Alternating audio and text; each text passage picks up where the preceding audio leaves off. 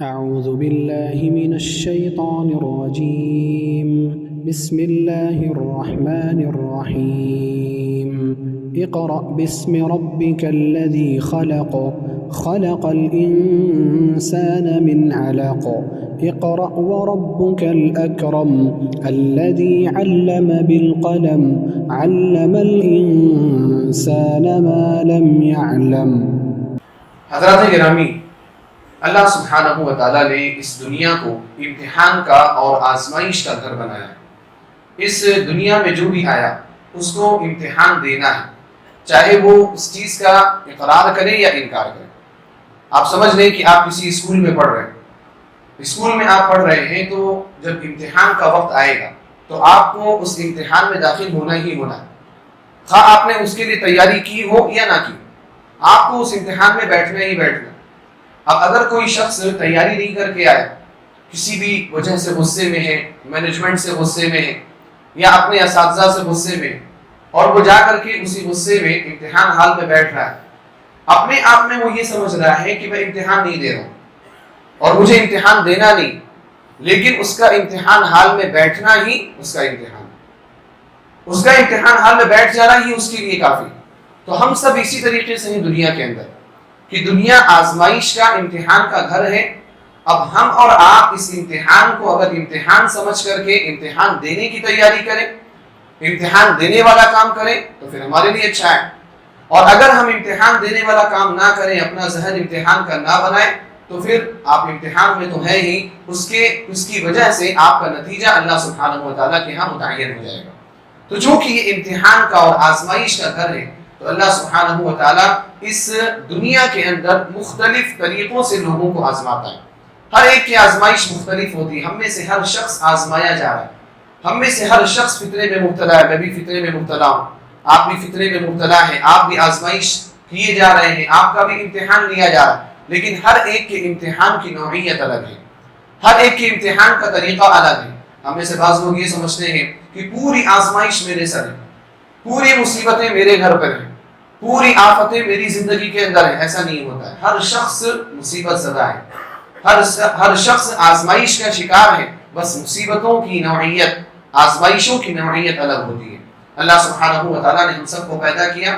اللہ رب العالمین نے پیدا کرتے ہی اعلان فرمایا وَلَنَبْلُوَنَّكُمْ بِشَيْءٍ مِّنَ الْخَوْفِ وَالْجُوعِ وَنَقْصٍ مِّنَ الْأَمْوَالِ وَالْأَنفُسِ وَالثَّمَرَاتِ. ہم تمہیں آزمائیں گے. اللہ رب العالمین نے واضح کر دیا وَلَنَبْلُوَنَّكُمْ، ہم تمہیں آزمائیں گے. کیسے؟ بِشَيْءٍ مِّنَ الْخَوْفِ، ڈر پیدا کر کے. ڈر کا ماحول تمہارے یہاں ہوگا، امن و شانتی نہیں ہوگی، امن و سکون کا عالم نہیں ہوگا. والخوف، بشیء من الامن والخوف، خوف کے ذریعے سے. والجوع، بھوک کے ذریعے سے. ونقص من الاموال والانفس والثمرات، کبھی مال کم کر کے ہم تمہیں آزمائیں گے، کبھی جانوں کو کم کر کے، یعنی موتیں بکثرت ہوں گی، اس ذریعے سے ہم آزمائیں گے. اور کبھی غلوں کی پیداوار کم ہوں گی، ہم اس طرح سے آزمائیں گے. اللہ رب العالمین نے سورہ عنکبوت کی ابتدا ہی ان آیات سے کہ اللہ نے فرمایا الف لام میم احسب الناس ان یترکوا ان یقولوا آمنا وهم لا یفتنون. کیا لوگوں نے یہ سمجھ رکھا ہے کہ وہ اپنی زبان سے یہ کہہ دیں گے کہ ہم مومن ہیں، مسلمان ہیں، انہیں آزمایا نہیں جائے گا، انہیں ان کا امتحان نہیں لیا جائے گا. وهم لا یفتنون وَلَقَدْ فَتَنَّا الَّذِينَ مِنْ قَبْلِهِمْ، حالانکہ ہمارا قاعدہ، یعنی اللہ سبحانہ وتعالیٰ نے فرمایا ہمارا قاعدہ اور ہمارا قانون یہ ہے کہ ہم نے ان کے پہلوں کو بھی آزمایا ہے، ان کو بھی آزمائیں. فَلَيَعْلَمَنَّ اللَّهُ الَّذِينَ صَدَقُوا وَلَيَعْلَمَنَّ الْكَاذِبِينَ.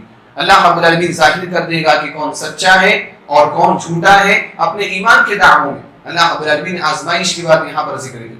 اسی طرح سے سورہ ملک کی دوسری آیت جو ہم پڑھتے ہیں، اللہ رب العالمین نے فرمایا الذی خلق الموت والحیاۃ لیبلوکم ایکم احسن عملا. اللہ رب العالمین نے موت کو بھی پیدا کیا ہے، زندگی کو بھی پیدا کیا ہے. کیوں؟ تاکہ وہ تمہیں آزمائے کہ تم میں سے سب سے بہترین عمل کون کرنے والا ہے. یہ آیات اور اس طرح کی بہت ساری آیات ہیں جو یہ بتاتی ہیں کہ دنیا دارالامتحان ہے، یہ آزمائش کا گھر ہے. یہاں پر آزمائش ہوگی، مختلف طریقوں سے لوگوں کی آزمائشیں ہوتی ہیں. کچھ لوگوں کی مال کے ذریعے سے، یعنی مال کی فراوانی کے ذریعے سے آزمائش ہوتی. اللہ تعالیٰ ان کو بہت مال دے دیتا ہے، وہی مال ان کے لیے فتنہ بنا ہو. کچھ لوگوں کو اللہ رب العالمین مال کی کمی کے ذریعے سے آزماتا ہے، مال دیتا ہی نہیں اللہ تعالیٰ، اور وہ ان کے لیے فتنہ ہے، وہ ان کے لیے آزمائش ہے. کچھ لوگوں کو اللہ سبحانہ و تعالیٰ بیماریاں دے کر کے آزماتا ہے، اور بیماریوں میں بھی مختلف قسم کی بیماریاں ہوتی ہیں. ان میں کچھ جسمانی بیماریاں ہوتی ہیں، کچھ نفسانی بیماریاں ہوتی ہیں. انہی نفسانی بیماریوں کو ڈپریشن وغیرہ سے تعبیر کیا جاتا ہے، جو آج میرے جمعہ کے خطبے کا موضوع ہے. یہ جو ڈپریشن ہے یعنی نفسانی بیماریاں، اللہ سبحانہ و تعالیٰ نے قرآن کریم میں ان کا بھی ذکر کیا ہے. نبی صلی اللہ علیہ وسلم کی احادیث میں ان کا بھی علاج موجود ہے، جس کو آج سائیکولوجی کہا جاتا ہے. اللہ سبحانہ و تعالیٰ نے اسلام کے احکام اور اسلام کی تعلیمات کے ذریعے سے اس مرض کا، اس بیماری کا بھی علاج اللہ سبحانہ و تعالیٰ نے بتا دیا ہے. یہ ڈپریشن ہے کیا؟ آئیے پہلے اس کو سمجھتے ہیں، پھر اس کی وجوہات اور اس کے علاج پر ہم غور کریں.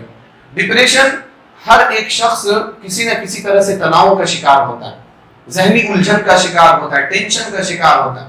کوئی نہ کوئی چیز کھٹکتی رہتی ہے ذہن کے اندر، دماغ کے اندر کہ میرا فلاں کام نہیں ہوا، یا اگر ایسا ہو گیا تو میں کیا کروں گا. اس طرح کی چیزیں جو ہیں ان کو ٹینشن کہا جاتا ہے، ذہنی دباؤ کہا جاتا ہے.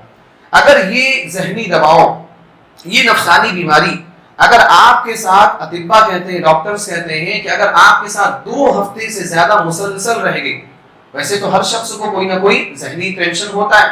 کسی کو پڑھنے کا ٹینشن تو کسی کو پڑھانے کا ٹینشن، کسی کو کمانے کا ٹینشن، کسی کو بیچنے کا ٹینشن، کسی کو خریدنے کا ٹینشن. کچھ نہ کچھ ٹینشن ہماری زندگی میں ہے.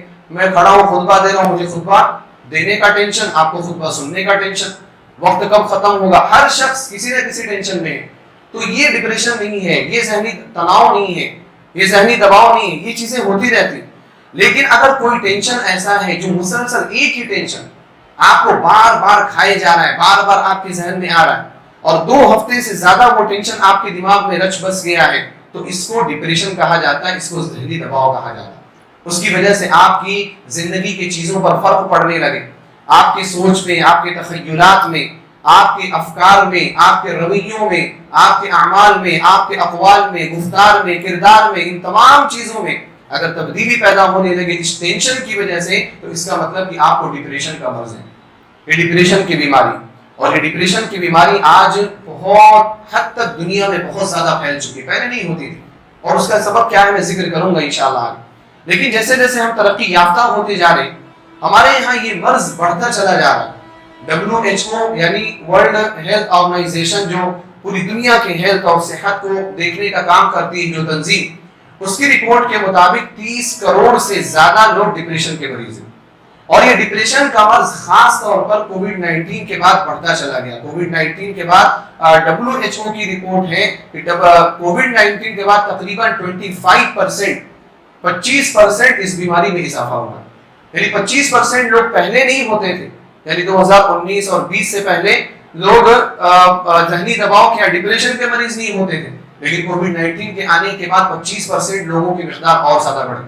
اور پھر یہ ڈپریشن کا مرض ملک کے لحاظ سے الگ الگ ہے، علاقوں کے لحاظ سے الگ الگ ہے. سب سے بڑا جو ریشیو ہے، سب سے زیادہ جس ملک کے اندر ڈپریشن کے مریض ہیں وہ یوکرین ہے. یوکرین میں WHO کی یہ رپورٹ ہے کہ 6.3% آبادی کا حصہ، یعنی 6% آبادی کا حصہ یہ ڈپریشن کا مریض ہے. اس کے کیا اسباب ہیں؟ اور خاص طور پر ادھر کے علاقے زیادہ، جیسے USA ہے، امریکہ ہے، UK ہے، اور یورپین کنٹریز ہے، کچھ ایشین کنٹریز بھی ہیں، ایشیا کے کچھ ممالک بھی ہیں. ان ممالک کے اندر بھی بہت دن بدن اور سال بسال یہ ریشیو بڑھتا چلا جا رہا، لوگ بیمار ہوتے چلے جا رہے.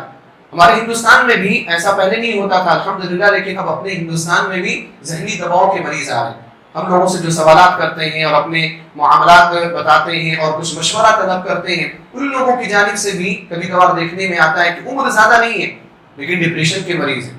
کسی کی عمر ہے 20 سال، کسی کی عمر ہے 25 سال. یہ کون سی عمر ہے؟ یہ لوگوں کے، یعنی پہلے کے زمانے میں یہ کھیلنے کھانے کی عمر ہوتی تھی، زیادہ ٹینشن کی عمر نہیں ہوا کرتی تھی. لیکن اب اس عمر میں آ کر کے لوگ ڈپریشن کے مریض بن جا رہے ہیں. تو یہ مرض دھیرے دھیرے بڑھتا چلا جا رہا ہے. تو اس مرض کے تعلق سے گفتگو کرنا اور بات کرنا، اس کے اسباب پر غور و فکر کرنا اور اس کا علاج ڈھونڈنا ہم سب کے لیے ضروری ہے. کیونکہ ہم میں سے جو اتنے لوگ ابھی یہاں پر مخاطب ہیں، سن رہے ہیں، کوئی نہ کوئی اس طرح کی چیزوں سے گزر رہا ہوتا ہے، کوئی نہ کوئی ذہنی تکلیف سے گزر رہا ہوتا ہے. لوگ شیئر نہیں کرتے، چہروں پہ تکلیفیں ظاہر نہیں ہوتی ہیں، لوگ شیئر نہیں کرتے، لوگ بتاتے نہیں ہیں، لیکن اندرونی طور پر ان کا جسم بھولتا چلا جاتا ہے. وہ پریشان ہوتے ہیں، کسی بھی چیز میں ان کا من نہیں لگتا ہے. اطباء جو ہیں، ماہرین تربیہ، اور خاص طور پر اس موضوع کی جو اسٹڈی کرنے والے لوگ ہیں، وہ لوگ یہ کہتے ہیں کہ ڈپریشن کا مرض ایسے ہی نہیں آ جاتا. ڈپریشن کا مرض جو بڑا ہوتا ہے یہ ایسے ہی نہیں آ جاتا بلکہ یہ مرحلہ وار آتا ہے. سب سے پہلا مرحلہ اس چیز کو غور سے سنیے گا, دیکھیے, کیونکہ یہ جو چار مراحل میں ذکر کر رہا ہوں اس مرض کے, یہ چار مراحل کو سمجھنا اور دیکھنا کہ ہماری زندگی میں کوئی مرحلہ تو نہیں ہے, اس کو سمجھنا بہت ضروری ہے. چار مرحلوں پہ انسان گزرتا ہے اور آخری مرحلہ چوتھا مرحلہ ہوتا ہے جو بہت مشکل اسٹیج ہوتا ہے. پہلا مرحلہ کیا ہوتا ہے؟ جذبات کی تبدیلی. انسان کے جذبات بدلنے لگ جاتے ہیں, انسان کو بات بات پہ غصہ آنے لگ جاتا ہے, چڑچڑاپن ہونے لگ جاتا ہے, کوئی اچھی بات بھی بولے گا نا اس کو غصہ آنے لگے گا. یہ دیکھیے پہلا مرحلہ ہے ڈپریشن میں جانے کا. آپ ڈپریشن نہیں ہوئے, آپ ڈپریشن کے مریض نہیں ہوئے, لیکن یہ چیز آپ کو مرض تک پہنچا دے گی. آپ کو بات بات پر غصہ آنے لگے, اسی طریقے سے چڑچڑاپن آپ کو محسوس ہونے لگے. کوئی کام ہوا آپ سے, چھوٹا موٹا ہی کام ہے, غلط کر دیا آپ نے, اور آپ بہت زیادہ اپنے آپ کو گلٹی محسوس کر رہے ہیں, بہت زیادہ آپ اپنے آپ پر نقد کر رہے ہیں کہ میں نے یہ کیا کر دیا, مجھے اپنی جانب سے ایسا نہیں کرنا چاہیے تھا, مجھ سے یہ کام کیسے ہو گیا. آپ اپنے آپ کو کوسنے لگے, آپ اپنے اوپر لعنت ملامت کرنے لگے. یہ پہلا مرحلہ ہے, جذبات تبدیل ہونے لگ جاتے ہیں. عام طور پر ہمارے یہاں اس چیز کو صرف غصے سے تعبیر کیا جاتا ہے کہ انسان غصے میں ہے, تھوڑا چڑچڑاپن ہے, اریٹیشن ہے, صرف اس نظر سے دیکھا جاتا ہے. لیکن اگر یہ چیز رہ گئی اور یہ چیز کئی دنوں تک مسلسل رہ گئی تو پھر یہ آگے کے مرحلے میں تبدیل ہو جاتی ہے. تو جذبات کی تبدیلی یہ پہلا مرحلہ ہے. دوسرا مرحلہ ہے جذبات کی تبدیلی کے بعد سوچ کی تبدیلی.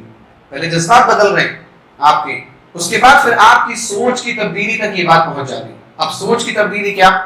سوچ کی تبدیلی اس طور پر کہ آپ بہت زیادہ گھٹنے لگ جاتے ہیں اس چیز سے, حتیٰ کہ آپ غلط چیزیں کرنے کی پلاننگ کرنے لگتے ہیں اپنے ذہن کے اندر. جب انسان جذبات کی تبدیلی کا شکار ہو جاتا ہے تو ایک مرحلہ ایسا آتا ہے, وہی دوسرا مرحلہ جو ہے, ایک مرحلہ ایسا آتا ہے کہ وہ اپنے آپ کو بالکل ختم کر دینا چاہتا ہے, جس کو ہم سوسائڈ کہتے ہیں.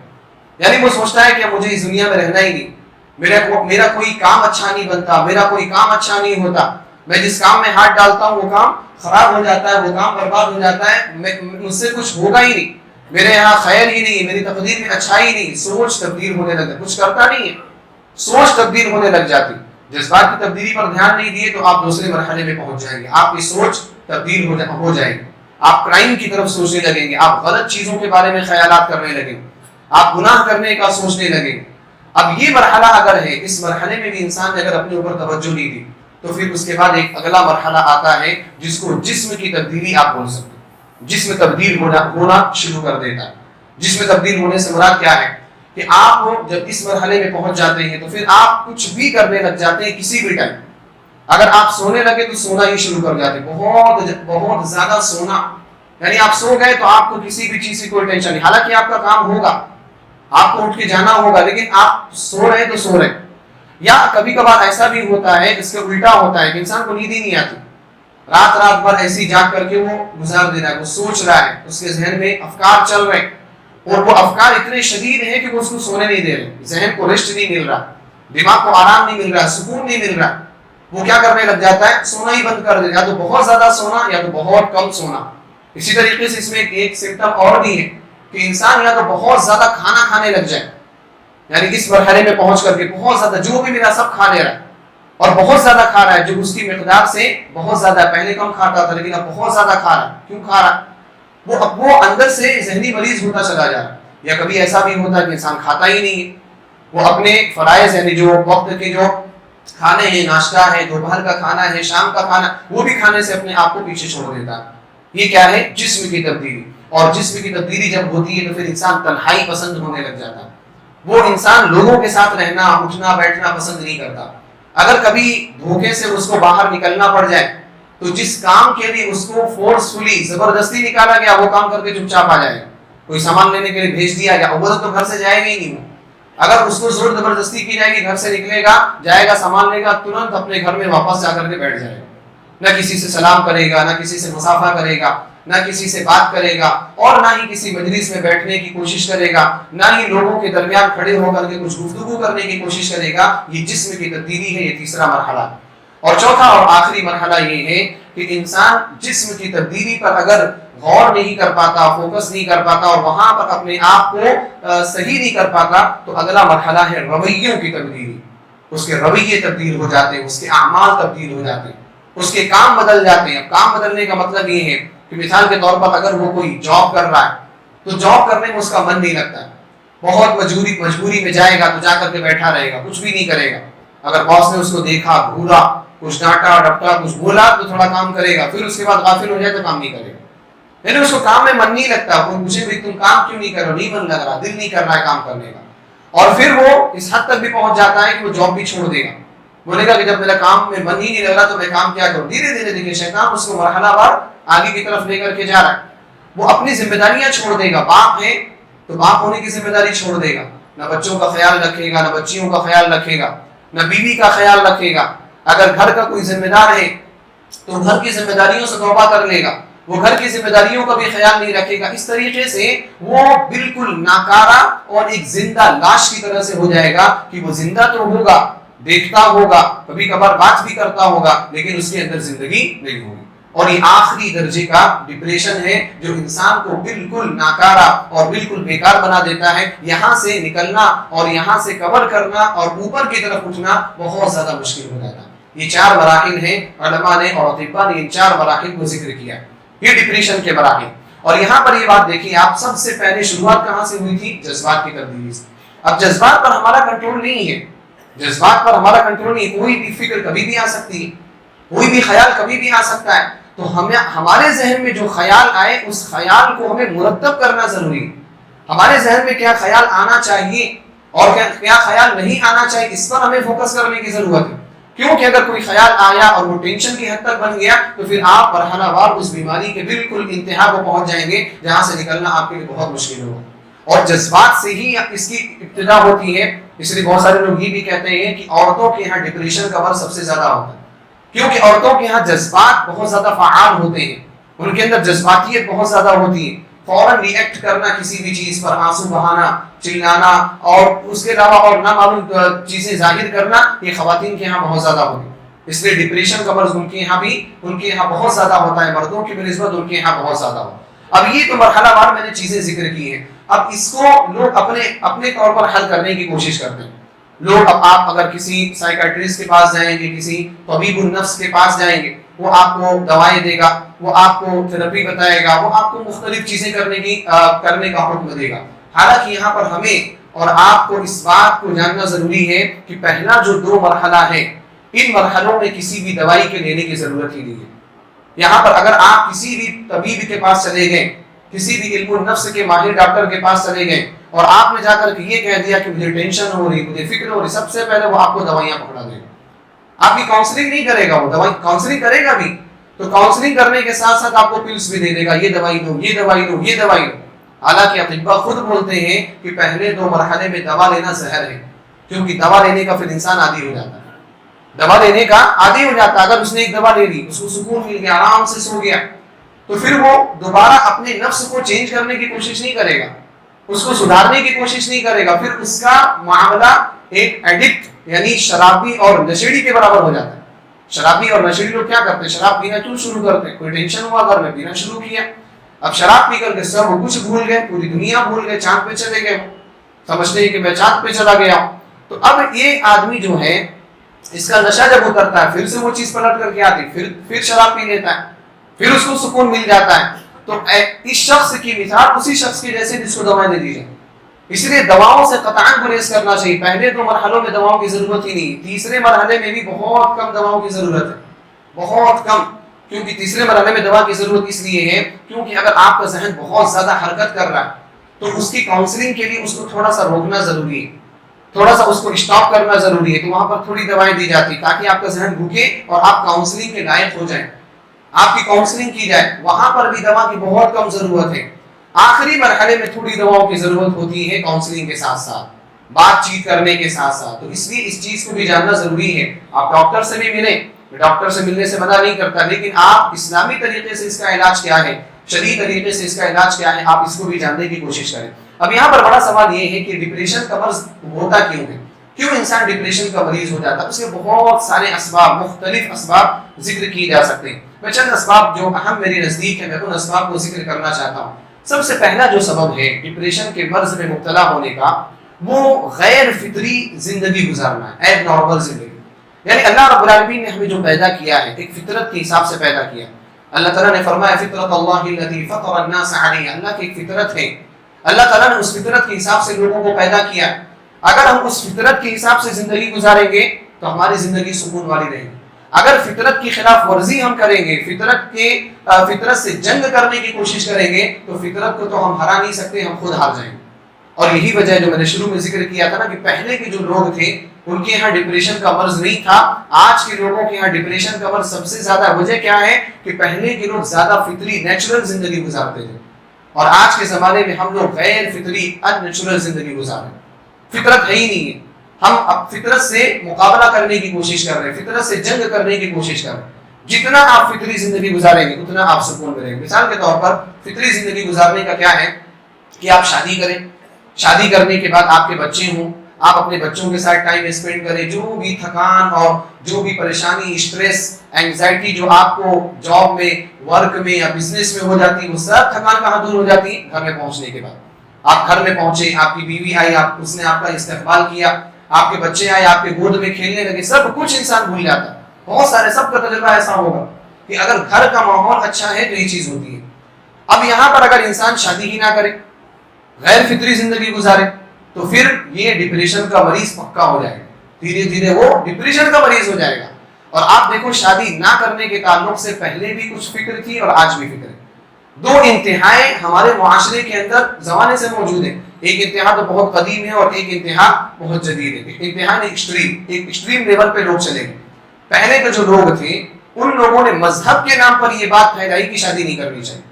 بہت سارے مذاہب میں شادی کرنے کو معیوب سمجھا گیا, مکروہ سمجھا گیا, ناجائز سمجھا گیا یا حرام سمجھا گیا کہ پادری ہو یا پریچر ہو یا اس کے علاوہ کوئی اپنا مذہبی رہنما ہو, وہ مذہبی رہنما شادی کرے, ایسا ہو ہی نہیں سکتا.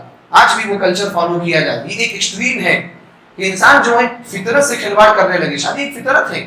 اللہ سبحانہ و تعالیٰ نے سیکشول جو جذبات ہیں ہمارے اندر رکھے ہیں, تو ان کو پورا کرنا بھی ضروری ہے. اگر ان کو پورا نہیں کریں گے تو آپ کی باڈی تہس نہس ہو جائے گی, آپ کا جسم برباد ہو جائے گا. ان لوگوں نے اس ایکسٹریم کو پھیلا کر کے یہ بات پھیلائی کہ آپ کو شادی نہیں کرنی چاہیے, اور مختلف چیزیں بھی حرام کر لی, زہد کے نام پر, تقوی کے نام پر اور رہبانیت کے نام پر. مثال کے طور پر گوشت نہیں کھانا چاہیے.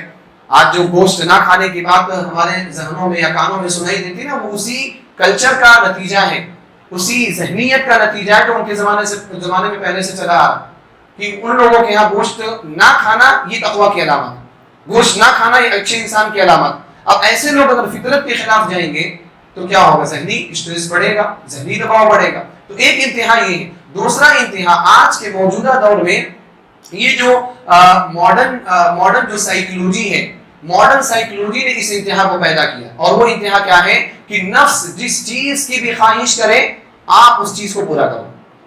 بہت سارے جو لوگ ہیں جو کاؤنسلنگ کر رہے ہیں, جو ڈاکٹرز ہیں, وہ ان کے پاس اگر آپ جائیں گے تو آپ یہ کہیں گے کہ میرا فلاں کام کرنے کا دل چاہ رہا ہے لیکن میں نہیں کر پاؤں, اس سے چڑچڑاپن ہو رہا ہے, غصہ آ رہا ہے. تو ڈاکٹر کیا بولو, کر لو نا, اس میں کیا ہے. اب وہ چاہے وہ چیز حلال ہو یا حرام ہو. اسی کے نتیجے میں نوجوانوں سے خاص طور پر مخاطب ہوں کہ آپ کبھی اگر سنتے ہوں گے کہ مشت زنی کرنا یعنی خود سے اپنی خواہش کو پوری کرنا, اس چیز کو جو لوگ بھی جائز قرار دیتے نا وہ اسی فکر کے نتیجے میں جائز قرار دیتے. یہ ایک انتہا ہے کہ نفس جو بھی چاہے, نفس جو بھی خواہش کرے اس کو وہ چیز دے دی جائے, اس کی خواہش کو پورا کر دیا جائے. اگر آپ ان دونوں انتہاؤں میں چلے جائیں گے, ایک یہ کہ آپ اپنے نفس کی خواہشات کو پوری ہی نہ کریں, نفس کو کچل کر کے رکھ دیں, تب بھی آپ کا نفس برباد ہو جائے گا. اور اگر آپ اس انتہا پر چلے جائیں کہ نفس جس چیز کی خواہش کرے ہر چیز کو آپ پورا کر دیں, تب بھی آپ کا نفس کیا ہے, برباد ہو جائے گا. اسلام ایک اعتدال والا مذہب ہے. اسلام ایسا مذہب ہے جو بیلنسنگ کی تعلیمات دیتا ہے ہمیں. آپ بیلنس کر کے چلو. اسلام نے ہمیں اپنے نفس کو نہ تو کچلنے کا حکم دیا اور نہ ہی نفس کو اس کی ہر خواہشات کو پورا کرنے کا حکم دیا. اللہ کے رسول صلی اللہ علیہ وسلم کے پاس کچھ صحابہ کرام آئے, جیسے عثمان ابن مظعون رضی اللہ تعالی عنہ. انہوں نے تبتل کی اجازت مانگی. تبتل کا معنی یہ ہے کہ انہوں نے کہا کہ میں اپنی خواہشات کو ہی ختم کر دیتا ہوں, میں اپنی خواہشات کو نکال دیتا ہوں سرجری کے ذریعے سے, آپریشن کے ذریعے سے, میں اپنی خواہشات کو ہی ختم کر دینا چاہتا ہوں. کیوں؟ اچھے ارادے سے انہوں نے یہ بات کہی تھی. ارادہ کیا تھا کہ جب میرے پاس خواہشات نہیں رہیں گی نا تو میں فطرے میں مبتلا نہیں ہوں گا, مجھے شادی کی ضرورت نہیں پڑے گی, میں غیر محرم کی طرف نظر اٹھا کر کے نہیں دیکھوں گا, ہر فطرے سے محفوظ ہو جاؤں گا. اللہ کے رسول صلی اللہ علیہ وسلم نے ان کو اجازت دی. نبی علیہ السلام نے ان کو منع کر دیا کہ حرام ہے یہ چیز حرام ہے, آپ کو خواہشات کے ساتھ ہی جینا ہے, آپ کو تبھی تو آپ کا اسلام ظاہر ہوگا۔ اسی طرح سے وہ 3 صحابہ کرام جو آئے تھے، بار بار واقعہ آپ سنتے ہیں، ازواج مطہرات کے پاس رضی اللہ تعالی عنہ، نبی صلی اللہ علیہ وسلم کے معاملات پوچھا کہ اللہ کے رسول صلی اللہ علیہ وسلم کیا کیا عبادت کرتے ہیں، بتایا گیا۔ ان لوگوں نے سمجھا کہ نبی علیہ الصلوۃ والسلام تو بخشائے ہیں، اگر وہ تھوڑی کم عبادت کریں تو اس میں کیا حرج کی بات ہے، ہم لوگوں کو زیادہ عبادت کرنی چاہیے۔ ان میں سے ایک صحابی نے کہا کہ اما انا فلا اتزوج النساء ابدا، میں اب کبھی بھی کسی عورت سے شادی ہی نہیں کروں گا۔ نبی علیہ الصلوۃ والسلام نے کیا کہا، بہت اچھا کیا آپ نے۔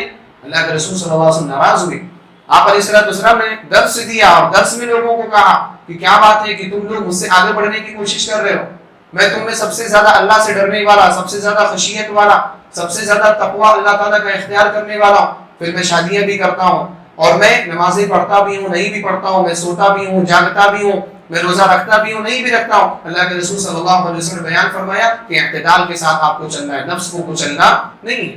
ہماری شریعت نے ہمارے نفس کو کچلنا نہیں ہے۔ ہمارے جو خاص طور پر جس چیز سے تعلق سے ہم بات کر رہے ہیں، خواہشات جو نفسانی ہیں، ان نفسانی خواہشات کے حوالے سے دیکھو، کیا ہماری شریعت نے کہا کہ تمہیں شادی نہیں کرنی، بلکہ ایسا نہیں، بلکہ ہماری شریعت نے شادی کی ترغیب بھی دلائی۔ آپ علیہ الصلوۃ والسلام نے فرمایا یا معشر الشباب من استطاع منکم الباءۃ فلیتزوج، اے نوجوانوں کی جماعت، اگر طاقت ہے تمہارے اندر، مال ہے اور بیوی کو رکھنے کی طاقت ہے، فلیتزوج، شادی کرو، فإنه أغض للبصر وأحسن للفرج، کیونکہ اس سے نگاہ نیچی ہوگی، شرمگاہ کی حفاظت ہوگی۔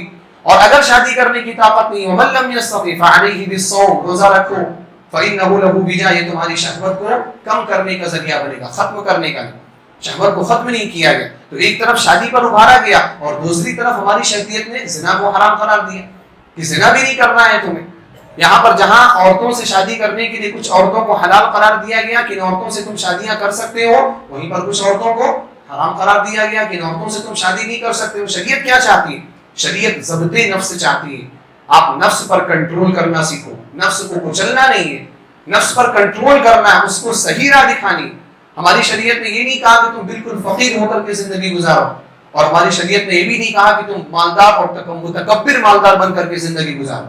ہماری شریعت نے کہا کہ حلال کماؤ، حلال جگہ پر خرچ کرو، اب چاہے وہ حلال کمائی کتنی زیادہ کیوں نہ ہو اور حلال خرچ کتنا زیادہ کیوں نہ ہو، اگر اس میں اسراف نہ آئے، تکبر نہ آئے، آپ آزادی سے خرچ کرو۔ ہماری شریعت نے فطرت کو برقرار رکھا۔ اب جو لوگ فطرت سے بغاوت کریں گے، ان کے یہاں ڈپریشن کا مرض نہیں ہوگا تو کیا ہوگا؟ تو اس چیز کو لے کر کے آپ دیکھیں کہ پہلے کے لوگ جو تھے وہ شادیاں کرتے تھے، لیکن آج کے لوگ یا تو ان لوگوں کی وجہ سے، یعنی جو ماحول بنا ہوا ہے اس ماحول کی وجہ سے شادیاں نہیں کر رہے، یا کچھ لوگ آج بھی ہیں جو مذہبی وجوہات کی بنا پر شادیاں نہیں کر رہے۔ اب شادیاں نہیں کریں گے تو مرض کیا ہے؟ بڑھتا چلا جائے۔ اسی طریقے سے آپ فطرت ہی کے حوالے سے ایک چیز اور دیکھیں کہ ہماری فطرت اس بات پر آمادہ ہوتی ہے کہ ہم چونکہ انسان ہیں نا، تو انسانوں سے ہم زیادہ اٹیچ ہوتے ہیں، انسانوں سے ہم زیادہ قریب ہوتے ہیں، ان سے بات کرنے میں ہمیں سکون ملتا ہے، ان کے ساتھ رہنے میں ہمیں سکون ملتا ہے۔ اس لیے ہماری شریعت اسلامیہ نے اس فطرت کی آواز کو برقرار رکھتے ہوئے انسانوں سے ہمیں تعلق مضبوط کرنے کا حکم دیا۔ اللہ رب العالمین سے تعلق مضبوط ہو، ساتھ ساتھ اللہ سے تعلق مضبوط کرنے کے بعد سب سے بڑا تعلق کس سے مضبوط ہونا چاہیے؟ انسانوں سے، اور انسانوں میں والدین سے، جو آپ کے قریب ہے۔ دیکھیں فطرت ہے یہ چیز، جو آپ کے قریب ہیں، والدین آپ کے قریب ہیں، ان سے آپ کا گہرا تعلق ہونا چاہیے۔ آپ ان سے بات کریے، آپ ان کے سامنے بیٹھیے، آپ ان کے سامنے بیٹھیں گے، اپنی دکھ بھری کہانیاں سنائیں گے، ہو سکتا ہے ان کی جانب سے کچھ حوصلہ افزا کلمات مل جائیں اور وہ آپ کی ساری بیماری کو ختم کرنے کے لیے کافی ہوں۔ والدین کے ساتھ ساتھ شریعت نے شادی کرنے کا حکم دیا، تو بیوی آئے گی، بیوی کے قریب رہنا، بیوی آئے گی تو بچے بھی آئیں گے، بچوں کے قریب رہنا۔ تو ہماری شریعت نے انسانوں کے قریب رہنے کا ہمیں حکم دیا، یہ فطرت ہے۔ آپ انسانوں کی مجلس میں رہیں گے۔ یہ جو جمعہ ہے نا، دیکھیے اجتماع کیوں کہا گیا ہے کہ جمعہ کے دن سارے لوگ ایک مسجد میں نماز پڑھنے کی کوشش کریں، زیادہ تعداد میں اکٹھا ہوں، کیوں کہا گیا؟ تاکہ الفت بڑھے، ہماری محبت بڑھے، مودت بڑھے، اس سے انسان کی بہت ساری بیماریاں ختم ہو جاتی ہیں۔ آپ کبھی بیمار ہو اور کوئی عیادت کرنے کے لیے پہنچ جائے، کیا حال ہے بھائی، طبیعت ٹھیک ہے آپ کی، سب خیر خیریت نا، دو چار حوصلہ افزا کلمات بول دیں، آپ کی بیماری اگر ختم نہ ہو تو کم ضرور ہو جاتی۔ یہ انسانوں کا تعلق ہے۔ لیکن آج ہمارے یہاں کیا ہو رہا ہے؟ انسانوں سے تعلق توڑنا اور جانوروں سے تعلق جوڑنا یہ سکھایا جا رہا ہے۔ اب غیر فطری جو زندگی گزارے گا وہ کیا کرے گا؟ وہ ڈپریشن کا مریض ہوگا۔ لوگ کتا پال رہے ہیں، اب کتا آپ نے پالا ہے، کتا پال لیا آپ نے، ٹھیک ہے، اب آپ کتے کو پالیں گے تو کتے کی جو صفات ہے وہ صفات آپ کے اندر پیدا ہوں گی کہ نہیں پیدا ہوں؟ ہماری شریعت نے کتے کے گوشت کو، خنزیر کے گوشت کو حرام کیوں کیا؟ کیونکہ خنزیر جو ہے وہ انتہا درجے کا بے حیا جانور، اور کتا جو ہے وہ انتہا درجے کا خبیث اور گندا جانور۔ اگر آپ ان کو کھائیں گے نا تو آپ کے اندر انتہا درجے کی بے حیائی پیدا ہو، انتہا درجے کی خباثت پیدا ہو۔ اب نہیں کھا رہے چلے ٹھیک ہے، لیکن آپ ان کو پال رہے ہیں، آپ ان کو اپنے پاس رکھ رہے ہیں، ان کے اثرات آپ کے اندر آئیں گے یا نہیں آئیں گے؟ درندگی آپ کے اندر آئے گی یا نہیں آئے؟ باہر دیکھو کتا کلچر بہت زیادہ جہاں پر ہے، تو وہاں پر لوگوں کو شوٹ کرنے کے، لوگوں کو مارنے کے واقعات بھی زیادہ ہیں۔ درندگی بڑھتی جا رہی ہے۔ اب درندوں کے ساتھ رہو گے درندے بنو گے، انسانوں کے ساتھ رہو گے انسان بنو گے۔ ہماری شریعت انسانوں کے ساتھ رہنے کا حکم دیتی، تو ہم لوگ انسانوں سے اپنا تعلق مضبوط کریں، جانوروں سے نہیں۔ اب لوگ جانوروں سے تعلق مضبوط کرتے ہیں، جانوروں سے تعلق مضبوط کرنے میں وہ اپنا خاندانی سسٹم بھول جاتے ہیں۔ کچھ لوگ ایسے ہیں جو خواہشات ادھر ادھر سے پوری کر لیتے، شادیاں بھی نہیں کرتے۔ اب ایک عمر کے بعد، ایک عمر گزرنے کے بعد جب آپ کی جوانی ختم ہو جاتی، پھر آپ کو کوئی پوچھنے والا نہیں ہوتا، چاہے آپ مرد ہوں چاہے آپ عورت ہوں۔ ایسے وقت میں پوچھنے والا کون ہوتا ہے؟ انسان۔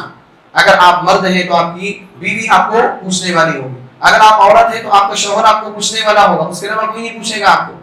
اب یہ لوگ اس عمر میں جا کر کے آپ کا ساتھ دیں گے، لیکن اگر آپ مرد ہیں تو آپ نے بیوی نہیں بنائی، بیوی ہیں آپ نے شوہر نہیں بنایا، پھر آپ کا خیال کون رکھے گا؟ کون آپ کا خیال رکھے گا؟ پھر آپ کی شادی نہیں ہوئی، آپ کے پوتے نہیں ہوئے، آپ کے نواسے نہیں ہوئے، آپ کے گھر میں بچے نہیں ہیں، آپ کن کے ساتھ رہیں گے؟ ڈپریشن کے مریض نہیں ہوں گے تو کیا ہوگا؟ غیر فطری زندگی گزارنا یہ بہت ہی خطرناک چیز ہے، اور افسوس کی بات یہ ہے کہ ہم لوگ ان ساری چیزوں کو جانتے ہوئے ان لوگوں کو ہر چیز میں فالو کرنے کی کوشش کرتے ہیں، ہر چیز میں۔ اتنا اچھا صاف ستھرا اسلام ہمارے پاس موجود ہے جو ہر طرح سے ہمیں عافیت کی تعلیم دیتا ہے، لیکن ہم ان ساری چیزوں کو چھوڑ کر کے ان لوگوں کے چکر میں پڑیں گے۔ ابھی میں نے ایک وجہ ذکر کی ہے، باتیں ہیں انشاءاللہ آگے کے خطبے میں ذکر کروں گا، وقت زیادہ ہو گیا ہے۔ اللہ سبحانہ وتعالیٰ سے دعا ہے الہ العالمین تو ہم سب کو اس بات کی توفیق عطا فرما کہ ہم اسلامی تعلیمات کو سمجھیں، اسلامی تعلیمات سے محبت کریں، اسلامی تعلیمات پر عمل کریں۔ الہ العالمین تو ہم سب کے دلوں میں اسلام اور ایمان کی محبت جاگزی فرما دے۔ الہ العالمین تو ہم سب کو اسلامی احکام کے مطابق زندگی گزارنے کی توفیق عطا فرما۔ الہ العالمین تو ہم سب کو اسلام سے محبت کرنے، پنج وقتہ نمازوں کی پابندی کرنے، عبادات کرنے کی توفیق عطا فرما۔ الہ العالمین تو ہم سب کی عبادات میں اخلاص پیدا فرما، ہم سب کی عبادات کو شرف قبولیت عطا فرما۔ الہ العالمین جو لوگ بیمار ہیں ان کو شفا یابی عطا فرما، جو مقروض ہیں ان کی قرض کی ادائیگی ان کی مدد فرما، جو پریشان حال ہیں الہ العالمین ان کی پریشانیوں کو دور فرما، جو لوگ اس دنیا سے جا چکے ہیں توحید ہیں ان کی مغفرت فرما، ان کی قبروں کو منور فرما، ان کو جنت الفردوس میں جگہ عطا فرما۔ الہ العالمین تو فلسطین کے مسلمانوں اور دنیا میں جہاں بھی مسلمان پریشان ہیں حفاظت فرما۔ الہ العالمین تو ان کی غیب سے مدد فرما۔ الہ العالمین ہندوستان میں بھی ہم تمام مسلمانوں کی حفاظت فرما، ہماری مسجدوں کی حفاظت فرما، ہمارے مدرسوں کی حفاظت فرما، ہمارے علماء کی حفاظت فرما۔ الہ العالمین تو ہم سب کو جب تک اس دنیا کے اندر زندہ رہے اسلام اور ایمان پر زندہ فرما، اور جب ہمارا خاتمہ ہو لا الہ الا اللہ محمد رسول اللہ پر ہمارا خاتمہ فرما۔ آمین وآخر دعوانا ان الحمد للہ رب العالمین۔